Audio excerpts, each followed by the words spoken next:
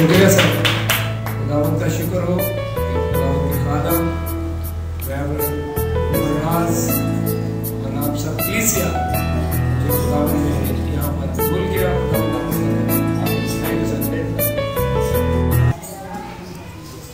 दाऊद का ज़बूर, दाऊद के पाक कलाम में से 68 और उसके हम 19वीं आयत देखेंगे जी।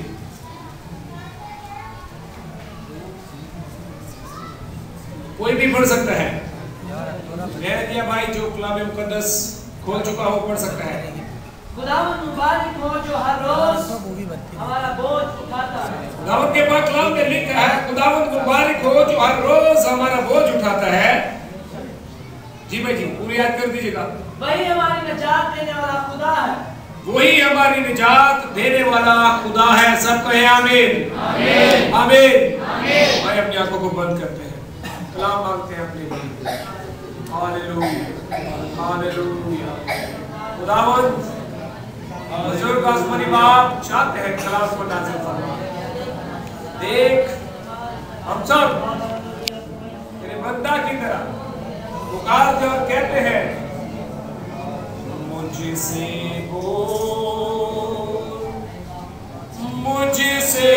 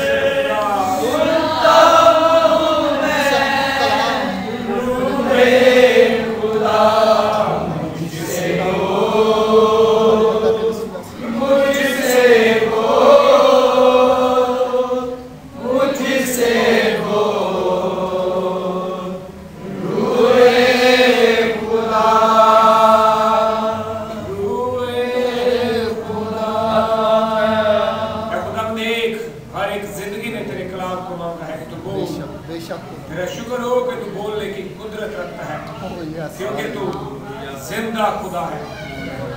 तू हमारा फखर है मेरे खुदा। तेरा शुक्र यीशु नाम से आमीन। मैं कहूंगा हालेलुया, आप लोग कहिएगा praise the Lord. Hallelujah hallelujah आमीन।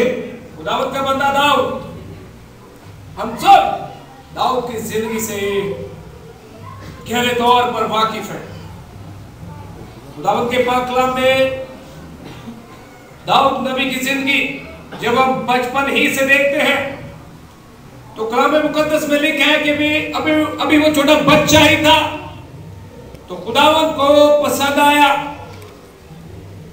उस मौके पे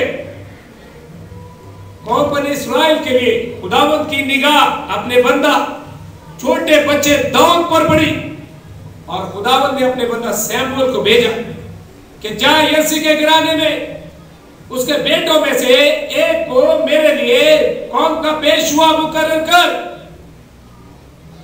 कलाम मुकद्दस में लिखा है जब सैमुअल नबी उसके बाप के घर यिशै के घराना में घर में पहुंचा तो उसने उसे वो बात कही जो खुदावंद ने सैमुअल नबी को बताई कि अपने बेटों को बुला ताकि खुदावंद के कौल के मुआफिक मैं तेरे बेटों में से एक को खुदावंद के काम के लिए इस तेज से मसा करूं।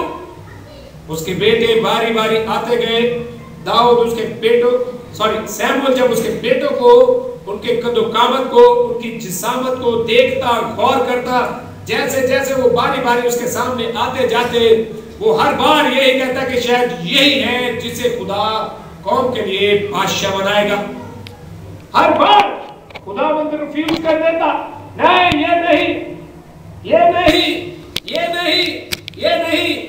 एक वक्त आया, सैमुअल नबी ने यसी से कहा कि वे सारे बेटे यही है। उसने कहा नहीं, छोटा बेटा बाकी है, पर वो यहाँ नहीं है, वो तो भेड़ बकरियां चराने के लिए गया हुआ है। उसने कहा जल्दी से बुला। दाऊद को हाजिर किया गया। जब सैमुअल ने दाऊद को देखा तो शायद उसने भी दिल में कहा होगा है वाकई खुदावंद ने कहा हाँ वाकया ही यही है। Hallelujah, hallelujah. मेरी बहन, मेरे भाई, सैमुअल मेरी और आपकी तरह एक इंसान, वो ज़ाहिरी बातन पर निगाह करता है, पर हमारा खुदा ज़ाहिरी बातन नहीं बल्कि अंदरूनी बातन, हमारे इंटरनल फीलिंग्स, हमारी वो सोच जो हम अपने खुदा के लिए रखते हैं, हमारी वो, मैं एक लफ्ज इस्तेमाल करता हूं यहां पर, अगर बुरा ना लगे तो, गैरत। खुदा दे नहीं गैरत रखना। खुदावंद उस चीज को देखता है और खुदावंद ने कहा हाँ यही है जिसे तू मेरे लिए मखसूस करता कि कौम का ये पेशवा हो। दाऊद अभी छोटा बच्चा ही था कि खुदावंद की खिदमत के लिए मखसूस कर दिया गया ताकि कौम बनी इस्राएल को आगे चल के रहनुमाई करे।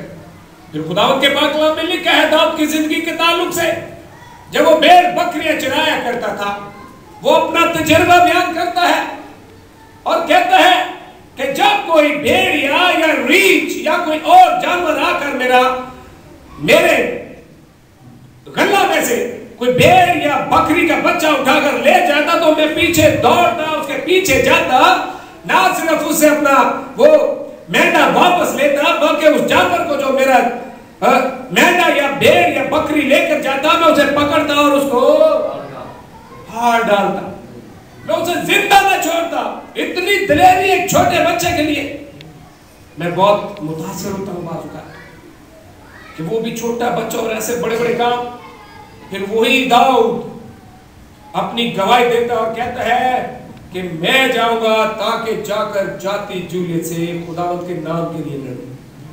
यही वो चीज है जिसे मैं अभी बयान कर रहा था, एक लफ्ज गैरत के लिए, कि उसको जब उसने जंग में जाकर हाल को देखा कि वहां पर जाति जूलियत आता है और कौम बनी इस्राएल के लोगों को और कौम बनी इस्राएल को दुत्कारता है, लाल तान करता है, इसके अंदर ऐसी कैसी जुर्रत, कहते हैं मैं खुदा की गैरत रखता हूं, मैं इसे मारूंगा।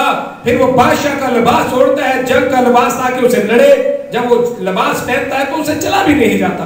वो कहता है बादशाह नहीं, मैं खुदावंद के नाम से इसका मुकाबला करूंगा।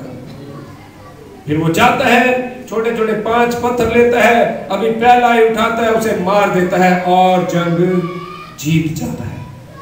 दाऊद खुदावंद का बंदा परस्तिश के ताल्लुक से जो आज के इंसान की सबसे बड़ी कमजोरी है, वजह खुदावंद को पसंद आने की वजह, खुदावंद उसकी परस्तिश से इतना खुश होता है कि कहता है कि रूहे जमीन पर मुझे मेरे दिल के मुआफिक शख्स मिल गया।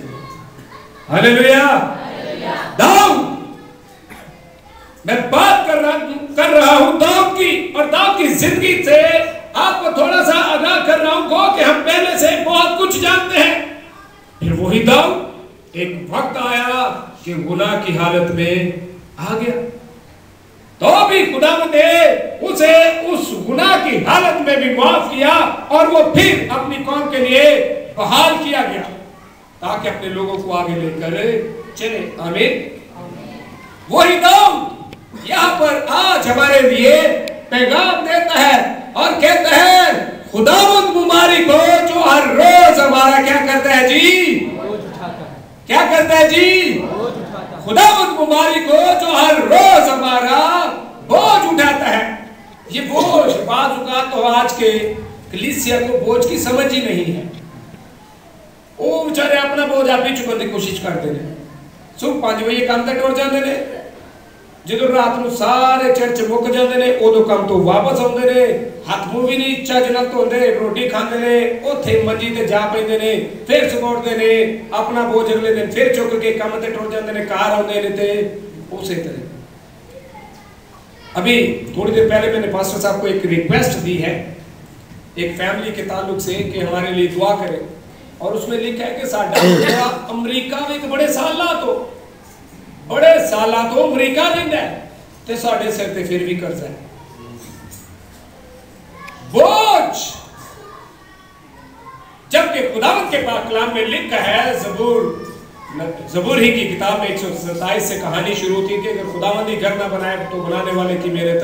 अब से वहीं से आगे चल के 30वीं आयत में लिखा है कि खुदावंद अपने महबूब को तो नीति में दे देता है, पर वो महबूब खुदावंद उसके लिए सब कुछ करने की जरूरत रखता है, उसके यहाँ कुदरत है। आमीन।